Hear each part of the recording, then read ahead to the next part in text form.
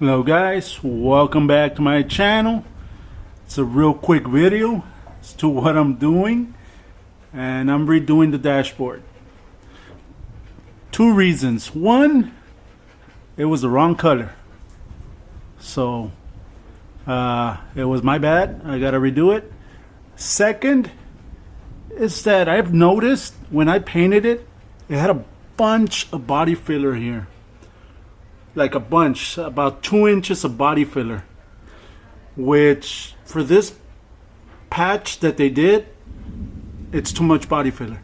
So I'm gonna cut it down.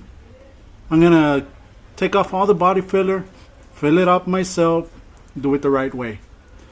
All right, so I'm not gonna show the painting. It's supposed to be that beige brown that's on the interior. I'm not gonna show the painting of this again because I already did. But tell me if you want to see it again. Tell me if you want to see it. All right. I'll see you next this coming weekend, and God bless.